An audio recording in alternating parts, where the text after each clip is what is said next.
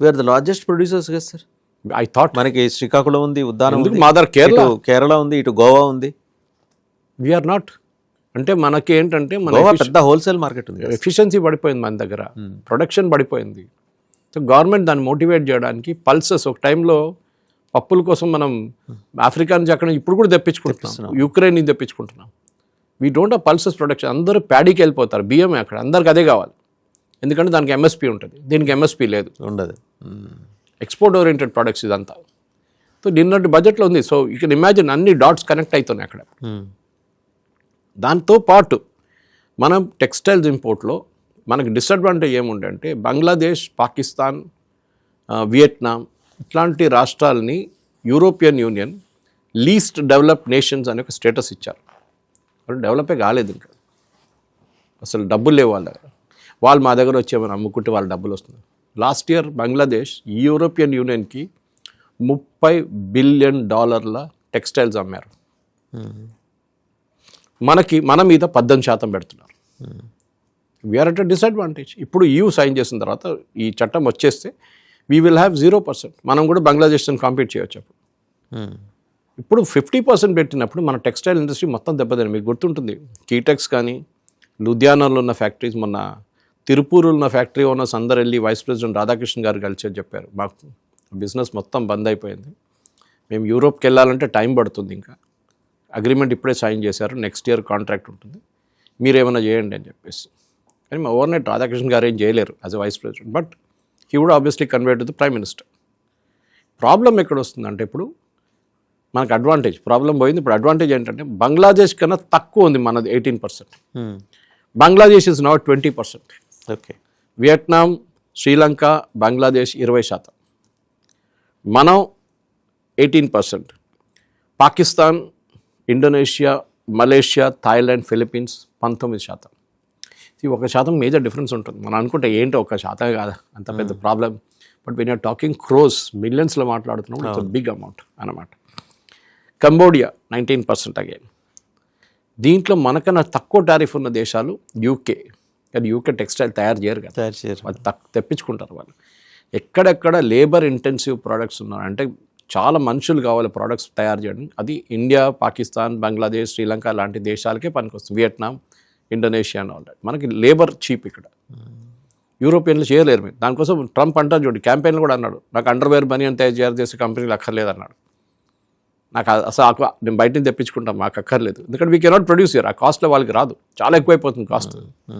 ఇది problem. So ఈ పరిస్థితుల్లో ఇప్పుడున్న దాంట్లో వాసుదేవన్ గారు, భారతదేశానికి ఇది అడ్వాంటేజా కాదా అని చాలామంది అడుగుతారు. ట్రంప్ ఏమో మేము $500 బిలియన్ ట్రేడ్ కొనేస్తారు మా దగ్గర ఇండియా అని చెప్పారు. ఈ $500 బిలియన్ మనం ఇప్పుడు చేస్తుంది, మన అక్కడి నుంచి ఇక్కడ తెప్పించుకున్న మొత్తం కలిపితే $180 billion. Okay. But we have an advantage, మనం సర్ప్లస్ ఉంది అమెరికన్ కంపేర్ చేస్తే. మనం అమెరికాకి ఎక్కువ ఎగుమతులు ఉంది, అక్కడి నుంచి మనం తక్కువ తెప్పించుకుంటాం. Whereas China is opposite. China నుంచి మనం చాలా ఇంపోర్ట్ చేస్తున్నాం, మన ఎక్స్పోర్ట్స్ తక్కువ చైనాకి. ట్రేడ్ గ్యాప్ ఉంది కదా సార్? ఉంది ట్రేడ్ గ్యాప్, నెగటివ్ మనకి. నెగటివ్ అదే చైనాతో, positive with US. So US ఏమంటున్నారు, ఆ గ్యాప్ని బ్రిడ్జ్ చేయాలి, మీరు ఎక్కువ మా దగ్గర కొనుక్కోవాలి. సో గవర్నమెంట్ ఏం కొంటారు? ఎక్కువ కొనుక్కోవాలంటే ఈ హ్యాస్ టు కట్ డౌన్ కదండి. కాదు, గవర్నమెంట్ ఏం కొంటారు? గవర్నమెంట్ అక్కడ వెళ్ళి వాల్నట్స్, పిస్టాషియోస్ తీసుకురాలేరు. సో వెపన్స్ కొంటారు, ఆయుధాలు కొంటారు, ఎయిర్క్రాఫ్ట్ కొంటారు, మిస్సైల్స్ కొంటారు. ఇది ఆ గ్యాప్ బ్రిడ్జ్ చేయవచ్చు. అపాషే హెలికాప్టర్స్ తీసుకున్నాం, రేపు ఇంకేమైనా తీసుకోవచ్చు, జావ్లిన్ మిసైల్స్ తీసుకోవచ్చు. ఇది తీసుకున్నప్పుడు ఏమవుతుందంటే బ్రిడ్జ్, దానికోసం $500 బిలియన్ మాట్లాడుతున్నాను ఆయన. 500 బిలియన్ ఒక సంవత్సరం కాదు, 2-3 సంవత్సరాలు పడుతుంది. ఇన్ఫ్యాక్ట్ యూరోపియన్ యూనియన్తో మనం ఇప్పుడు సంతకం పెట్టిన దాంట్లో ఇప్పుడు మనం యూరోపియన్ యూనియన్కి ఎక్స్పోర్ట్ చేసేది, వాళ్ళ మన వైపు ఇంపోర్ట్ చేసేది $136 బిలియన్ పర్ ఇయర్. దాన్ని 300 చేయడానికి మనం 4 సంవత్సరాలు తీసుకుంటుందని EU అంటున్నారు, బై 2030. ఈయనేమో రేపే అయిపోతుంది 500 బిలియన్ కాదు, ఇట్ విల్ టేక్ టైం. కానీ ఇది చాలా మంచి ఒప్పందం, ఎందుకంటే భారతదేశానికి ఒక జియో పొలిటికల్ నేచర్లో, ఇన్ఫ్యాక్ట్ వాళ్ళ అంబాసిడర్ రెండు వైపులా విండోస్ ఓపెన్ అయినాయి సార్. ఇప్పుడు మనం బెండ్ చేయలేదు, వీ నెవర్ బెండ్. మోదీ గారు డెస్పరేట్గా వెళ్ళి ఆసిమ్ మునీర్ లాగా అక్కడ వెళ్ళి ఒక డబ్బా చూపించి మా దగ్గర ఇంత రేర్ ఎర్త్స్ ఉంది తీసుకోండి అని చెప్పి. In fact as we speak about rare earths, pack silica అని చెప్పి ఒక గ్రూప్ ట్రంప్ తయారు చేశారు, మీకు గుర్తుంటుంది. అంటే రేర్ ఎర్త్స్ని తవ్వి తీయడానికి, దాన్ని ప్రాసెస్ చేయడానికి ఒక 5-6 నేషన్స్ కలిపి ప్యాక్ సిలికాన్ స్టార్ట్ చేశారు ఆయన. జయశంకర్ గారు ఇవాళ ల్యాండ్ అయ్యారు పొద్దున వాషింగ్టన్లో ఆ మీటింగ్ కోసం. ఇంకోటి క్వాడ్, నాకు తెలిసిందే, ఆస్ట్రేలియా, మనం, India, Japan and US quad ఉంది. సెక్యూరిటీ, మన ఆర్మీస్, నేవీ, ఎయిర్ ఫోర్స్ అన్ని కలిపి వాళ్ళు రెగ్యులర్గా డ్రిల్స్ చేస్తుంటారు. అది లాస్ట్ 1 year నుంచి మీట్ కాలేదు. ట్రంప్ వచ్చిన తర్వాత ట్రంప్కి కోపం. భారతదేశంలో ఉండే లాస్ట్ మీటింగ్ ఈ ఐ థింక్ లాస్ట్ ఇయర్ జరగలేదు కదా సార్, రాలేదు కదా. రాలేదు. ఇప్పుడు వస్తారు ఇప్పుడు ఎంత వస్తారు ఇప్పుడు, కానీ ఎప్పుడు వస్తుందో తెలియదు, అది జరుగుతుంది. సో క్వాడ్ యాక్టివ్ చేస్తారు. Quad defence minister Rajnath Singh అక్కడికి వెళ్తారో, లేకుంటే వాళ్ళు ఇక్కడికి వస్తారో, వాళ్ళు డిఫెన్స్ మాట్లాడతారు. సో యూఎస్కి తెలిసిపోయింది. ఇంకోటి చాలా ఇంపార్టెంట్ ఒక హ్యాపెనింగ్ నిన్న, అక్కడ ఒక క్రూషియల్ ఎలక్షన్లో, అమెరికాలో ఒక క్రూషియల్ బై ఎలక్షన్లో, ఒక స్టేట్ అసెంబ్లీ అనుకోండి, ఒక ఏరియాలో రిపబ్లికన్స్ లాస్ట్ 17 సంవత్సరాల నుంచి గెలుచుకుంటూ వస్తున్న ప్లేస్ ఓడిపోయారు నిన్న డెమోక్రాట్స్కి. అది పెద్ద షాక్ అయింది ట్రంప్కి. షాక్ అనేది ఏంటంటే దానికన్నా పెద్దది, ఆ ఏరియాలో మ్యాక్సిమం ఉండేది ఇండియన్ అమెరికన్స్. వాళ్ళు వ్యతిరేకంగా ఓటేశారు ట్రంప్కి. The message is very clear. మీరు ఇండియాని ఎంత ఇన్సల్ట్ చేస్తారో, మేము ఇక్కడ ఉన్నాం, మేము భారతదేశాన్ని కాపాడుకుంటాం, మేము వాళ్ళ కోసం ఓటేస్తాం. We may be American citizens, but మా బ్లడ్ అక్కడి నుంచి.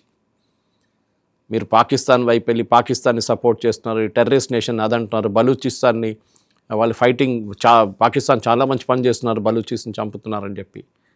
పాకిస్తాన్ చేసే పని ఏంటి? భారతదేశం టెర్రరిస్ట్ పంపిస్తున్నారు. నిన్నటికి నిన్న ఎలిగేషన్ చేస్తే మన మినిస్టర్ ఆఫ్ ఎక్స్టర్నల్ అఫైర్స్ ఇమీడియట్గా జైస్వాల్ గారు చెప్తూనే ఉంటారు. సో వాజవన్ గారు, ఇది మెయిన్గా మనం అర్థం చేసుకోవాల్సింది ఏంటంటే, ట్రంప్ ఒక చాలా డెలికేట్ సిచ్యువేషన్లో ఉన్నారు ఇప్పుడు. ఆయన చేసిన టారిఫ్ ఎక్కడా పనిచేయట్లేదు. ఏ దేశం అయినా చూడండి. ఇప్పుడు రష్యా యుక్రెయిన్ వార్ ఆపమంటున్నారు. సరే, మనం కొనం రేపటి నుంచి తక్కువ చేసేస్తాం, 10%, 20% కొంటాం. చైనా కొంటారు కదా. China the biggest buyer of Russian oil. Venezuela లాగానే they're biggest buyer of Russian oil. ఏం చేయలేకపోయారు యుఎస్ వాళ్ళు. ఇప్పుడు కూడా చైనా కొంటున్నారు రష్యా దగ్గర నుంచి. మనం ఆపేస్తే యుద్ధం ఆగదు. చైనా డబ్బులు ఇస్తాయి. చైనానే ఏమన్నా టచ్ చేయమనండి, రేరస్ సాగిపోతాయి. మ్యాగ్నెట్స్ ఆపేస్తాడు, మెషినరీ ఆపేస్తాడు, యుఎస్ కంపెనీలు బంద్ అయిపోతాయి. సో చైనాని ఆపలేకపోతే మీరు యుద్ధం ఎందుకు ఆగుతుంది? మనం ఇచ్చే 10%, 15% ఆయిల్ ప్రైసెస్తోని వాళ్ళు ఆయిల్ డబ్బులతో బతుకుతున్నారంటే కాదు. Yes, maybe part of it, కానీ మేజర్ పోర్ట్ చైనా నుంచి వస్తుంది. చైనాని మీరు ముట్టుకోలేకపోతున్నారు ట్రంప్ గారు. You are trying only against India. అది కూడా ఫెయిల్ అయిందని తెలిసిపోయింది ఆయనకి. జీరో ఆపని చెప్పలేదు ఎక్కడ, that India will totally cut off oil. No, we will reduce it, తగ్గించేస్తాం. ఎందుకంటే దీంట్లో చాలా ప్రాబ్లమ్స్ ఉన్నాయి మనకి. యుఎస్ ఎక్కడెక్కడ మన మీద క్రయోజనిక్ ఇంజిన్, మీకు గుర్తుంటుంది వాసుదేవన్ గారు, క్రయోజనిక్ నేను రష్యా దగ్గర నుంచి మనం తెప్పించుకున్నప్పుడు 2 ఇంజిన్లు తెప్పించుకున్న తర్వాత వీళ్ళు మన మీద బ్లాంకెట్ శాంక్షన్స్ పెట్టారు. అవును, నంబి నారాయణ గారిని అరెస్ట్ చేయించారు ఒక ఫేక్ కేసులో. అవును, because he was heading the cryogenic project. దాన్ని ఎలాగైనా స్టాల్ చేయాలి. కానీ మన తర్వాత 20 years డిలే అయింది మాకు ఆ ప్రాజెక్ట్. అది చేయించింది కాంగ్రెస్ వాళ్ళే, అందరికి తెలుసు. అది ఎవరు చేయించారు, ఏ మేడం చేయించారో అందరికి తెలిసింది. It's a very open secret. డబ్బులు ఇచ్చి సిఐ వాళ్ళు చేయించుకున్నారు అది. తో దానికి తర్వాత కాంపెన్సేషన్ కూడా ఇవ్వాల్సి వచ్చింది కేరళ గవర్నమెంట్. నంబి నారాయణ గారికి సుప్రీంకోర్టు ఇప్పించారు కాంపెన్సేషన్ 2 కోట్లతో. సో నేనేం చెప్తాను అనుకుంటే, అమెరికా పాలసీ ఏంటంటే ప్రపంచ పోలీస్, మీరు చెప్పినట్లు నేనే నడిపిస్తానని. కానీ చూడండి ఇప్పుడు ఏమైందంటే, వాళ్ళు ఎక్కడ వెళ్ళారో, ఏ దేశానికి వెళ్ళారో ఆ దేశం ధ్వంసం చేసి పెట్టారు. ఆఫ్ఘనిస్తాన్, సిరియా, ఇరాక్, లిబియా, ఇప్పుడు వెనిజువేలా. వెనిజువేలాలో ఏ రోజు ఏం జరుగుతుందో తెలియదు. ఇట్లాంటి చాలా దేశాలు ఉన్నాయి. లెబనాన్ తీసుకోండి, సేమ్ కేస్. ఇప్పుడు ఇరాన్, ఇక్కడ ఏం జరుగుతుందో తెలియదు. Help is on the way అన్నాడు కదా. అంతే, అది ఎప్పుడో 3 నెలలు అయ్యేది. ఇప్పుడు ఏం జరగట్లేదు అక్కడ. సో ఈ పరిస్థితుల్లో నెక్స్ట్ సిట్యువేషన్, ట్రంప్కి ట్రేడ్ లేకపోతే అక్కడున్న ప్రజలు మిడ్ టర్మ్ పోల్స్ రాబోతుంది ఇంకొక నవంబర్లో మొత్తం వడాష్ చేసేస్తారు. మొన్న ఒక క్లోజ్ డోర్ మీటింగ్లో ట్రంప్ కొంత సీనియర్ రిపబ్లికన్ లీడర్స్తో చెప్పారంట, ఎంపీస్తోని, మనం మిడ్ టర్మ్ పోల్ ఓడిపోతే నన్ను ఇంపీచ్ చేస్తారు, నన్ను ప్రెసిడెంట్ నుంచి తీసేస్తారు పార్లమెంట్ వాళ్ళ కాంగ్రెస్ సెనెట్లో. భయం ఉంది ఆయనకి. సో ఇప్పుడు మార్చేస్తున్నారు ట్యూన్ అంతా. ఎందుకంటే యూరోప్ని చూడండి ఎట్లా ట్రీట్ చేస్తున్నాడు. మనకన్నా ముందు యూరోపియన్ యూనియన్ సైన్ చేశారు వాసుదేవన్ గారు అగ్రిమెంటు. ఇప్పుడు దాకా రాటిఫై చేయలేదు వాళ్ళు. వాళ్ళు అంటున్నారు పక్కన పెట్టేశారు వాళ్ళు. గ్రీన్లాండ్ అనగానే పక్కన పెట్టేశారు. సో ఏమైంది ఆ ట్రేడ్ డీల్? అది పోయింది. యూరోప్ పంపించలేకపోతారు. డైరెక్ట్ ఇప్పుడు ఇండియాకి వస్తే ఇండియన్ మార్కెట్ చాలా పెద్ద మార్కెట్. చైనాకి వెళ్ళాడు, చైనా మొత్తం బ్లాక్ చేసి పడేశారు వాళ్ళని. మన దగ్గర ఉన్న పెద్ద మార్కెట్ వాళ్ళకి ఇండియా. ఇండియాకి వస్తేనే వాళ్ళు యూఎస్లో, కానీ మనం హై వాల్యూ ప్రొడక్ట్స్ కొనం యూఎస్. సరే హార్లీ డేవిడ్సన్ బైక్స్ తీసుకొస్తారు, ఆయన ఫేవరెట్ టాపిక్ అదే. దాని మీద 150%, 200% పెట్టారు. దీని ఫస్ట్ టర్మ్లో చాలా గొడవ చేశారు ప్రెసిడెంట్ అయినప్పుడు. మన ప్రాబ్లం ఏంటంటే, మన అడ్వాంటేజ్ ఏంటంటే, హార్లీ డేవిడ్సన్ మీరు 300% కూడా డ్యూటీ పెట్టండి, కొనడానికి క్రౌడ్ ఉన్నారు దానికి. అదొక ఆస్పిరేషనల్ ప్రోడక్ట్. డబ్బులు ఉన్నోడు కోట్లు దాని సెట్ ఆఫ్ ఆడియన్స్ ఉన్నారు కదా, కోట్లు సంపాదిస్తున్న మనుషులు ఉన్నా వాళ్ళు కొనుక్కుంటారు. ఇప్పుడు మన కంట్రీలో BMW తయారవుతుంది, మన కంట్రీలో మర్సిడీస్ తయారవుతుంది, ఆడీ తయారవుతుంది. కానీ బయట నుంచి తెప్పించుకునే వాళ్ళు ఉంటారు కదా, లంబోర్గిని, పోర్షే అని తెప్పించుకుంటారు వాళ్ళు బయట నుంచి. మీరు ఎంత రేట్ పెట్టినా కానీ కొనడానికి ఒక ఆడియన్స్ ఉంటారు ఇప్పుడు. కానీ మనం చూసే ఏంటంటే, మన normal middle class and lower middle class crowd consume చేసే అమెరికా నుంచి తీసుకురావాల్సిన ప్రోడక్ట్స్ ఏంటి నాకు ఇప్పుడు కూడా తెలియదు. నేను చెప్పిన డ్రై ఫ్రూట్స్ ఒకటి దాంతో పాటు సోయాబీన్ పక్కన పెడితే, మేజ్ కార్న్ పక్కన పెడితే, next what will you buy from America? ఇక్కడ తయారు చేయలేని ప్రోడక్ట్స్ చెప్పండి. ఒక టైంలో వాజవాన్ గారు, నాకు గుర్తుంది, చిన్నపిల్లలు ఉన్నప్పుడు మేము కేరళకి వెళ్తున్నప్పుడు సమ్మర్ వెకేషన్లో ఈ దుబాయ్ నుంచి కొన్ని అంకుళ్ళు వాళ్ళందరూ వస్తుండే అక్కడ పనిచేస్తున్నారు. I'm talking of the 80s, 70s, 80s. వాడు వస్తున్నాడు ఒక పెద్ద సూట్ కేసులో, ఒక 10-15 టీ-షర్ట్లు, ఒక 20 బాటిల్ పర్ఫ్యూమ్లు అన్నీ తీసుకొస్తాడు, అందరికి పంచిపెడతాడు. దాని తర్వాత జపాన్ ఓపెన్ అప్ అయినప్పుడు 2-in-1 వాక్మ్యాన్ అంతా తీసుకొచ్చేవాళ్ళు. ఇప్పుడు బయట నుంచి తీసుకొచ్చేవాడు ఇవ్వడు, అడగట్లేదు. ఇప్పుడు ఎందుకు ఇక్కడ అన్ని ఇక్కడ జరుగుతున్నాయి కదా, మళ్ళీ why should you buy from outside? ఇదొక యాటిట్యూడ్ వచ్చేస్తుంది ఇప్పుడు. So what will you buy from US? నాకు ఇప్పుడు కూడా చాలా మిస్టరీ ఉంది. సరే high technical products, high value products ఉండొచ్చు, కానీ ఎంత వాల్యూమ్ గేమ్ ఉండదు, దానికి వాల్యూ గేమ్ ఉంటుంది, యూనిట్స్ తక్కువ ఉంటుంది. కానీ మన వైపు నుంచి మనం ఫుట్వేర్ పంపిస్తే అది లక్షల కోట్లు ఉంటుంది ఫుట్వేర్. అది same thing with this also. మన gems and jewellery, textiles, container పోతుందంట కీటెక్స్ నుంచి ప్రతిరోజు అమెరికాకి. ఆలోచించండి. అంటే మన దగ్గర ఉన్న కాస్ట్ ఫ్యాక్టర్ అడ్వాంటేజ్ అది, అమెరికాకి కాస్ట్ ఫ్యాక్టర్ అడ్వాంటేజ్ లేదు. దానికోసం వాళ్ళు కార్లు అమ్మలేకపోతున్నారు. దే కెనాట్ ఈవెన్ చైనీస్ని ఇప్పుడు కూడా మ్యాచ్ చేయలేకపోతున్నారు వాళ్ళు. యూరోప్ మ్యాచ్ చేయలేకపోతున్నారు. చైనా ఇంకో గేమ్ ఆడుతుంది, అది సపరేట్ గేమ్. అది వాళ్ళ గవర్నమెంట్ సబ్సిడీ ఇస్తారు, వాళ్ళు బ్యాంక్ లోన్స్ చాలా ఈజీ, వాళ్ళకి ఏం కావాలంటే అది చేస్తారు వాళ్ళు గవర్నమెంట్ అక్కడ. వాళ్ళకి ఒకటే ఏమేంటంటే మొత్తం ఇంటర్నేషనల్ కమ్యూనిటీని మొత్తం డామినేట్ చేయాలి మేము. అమెరికా స్టీల్ ప్రొడక్షన్ వెనకబడిపోయింది. ట్రంప్ వచ్చినప్పుడు ఏమి ఇచ్చారు? ఒక వాగ్దానం ఇచ్చారు, we will make America great again. Manufacturing మేము తీసుకొస్తాం అమెరికాకి. ఇప్పుడు ఏం తీసుకొచ్చారో చెప్పండి. ఏం తీసుకురాలి? ఎక్సెప్ట్ ఫర్ చిప్ ప్రొడక్షన్ మిగతా ఏం అమెరికాలో జరగట్లేదు.